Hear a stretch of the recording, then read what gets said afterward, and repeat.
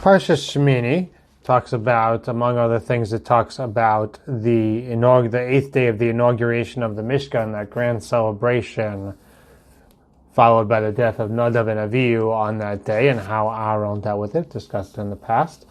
Torah talks about the different animals. It talks about the kosher and non-kosher animals. We know the simanim for kosher and non-kosher animals, and birds, and fish, and even shratzim, even the creepy crawlers like the rats and the bugs. And the Torah also talks about the halachas of tumah and tahara in ovens and kalim, and when things transmit tumah, and how we go about dealing with that.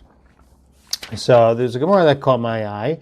The Torah tells us in Perek Yud Aleph, Pasuk Chavtes, it talks about the list of animals, of the shratzim specifically, which are tameh, meaning that they're forbidden to eat. And the truth is, the Pasuk says, V'zelachem hatameh, these are for you the tameh animals. And Rashi spells out from Chazal that this tumah means more than just tameh to eat it, it means tameh to touch it as well. These animals transmit tumah when they're dead. And they include the choled, the achbar, and the tzav minei. The choled is the weasel, the achbar is the mouse, and the tzav, Rashi says it's something similar to a frog. So the Gemara in Chulin Daf Kuf Chav Zayin, the Brisa says hatzav minei is to include the arod, the nephilim, and the salamander.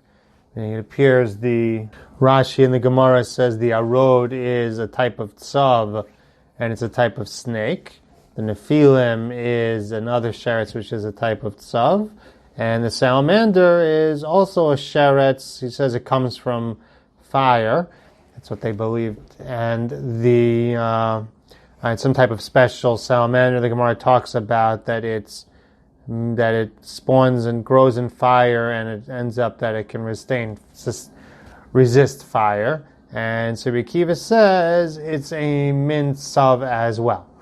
I believe that because of the salamander, this fire salamander that the Gemara talks about in another place, which has this amazing power, so it's fireproof. So Rabbi Akiva says, would look at this pasuk of Hatzav L'minei, when he would say, Ma rabu ma'asecha Hashem, how great are your wonders, Hashem. That they're brios gedolos b'yam, and they're brios gedolos b'yabasha. I mean, they're great, mighty creatures in the sea. You have whales, you have sharks, you have these very invincible creatures. And you also have these very powerful creatures on the land. You have these large animals like elephants that are pretty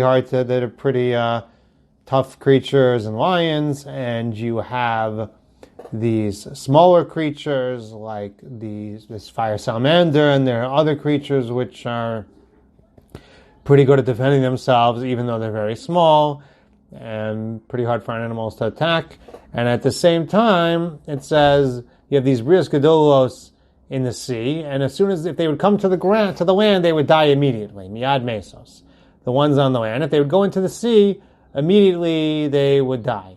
There are powerful animals in the air, and there are powerful animals in the fire. There are animals that mainly reside in fire. He's talking about the salamander, and if they would come into the air, they would die. And there are animals that are in the air, and if they would go into the fire, they would die.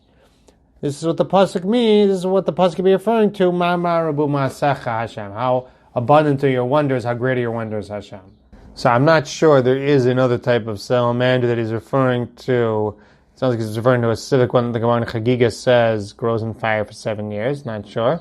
But the idea he's saying here to me is a tremendous idea. He's saying that Rabbi Akiva said, Maru abu ma'asecha. How wonderful are your ma'asim Hashem. Because you see, you have an animal like a shark, you have an animal like a whale. Good luck fighting with them.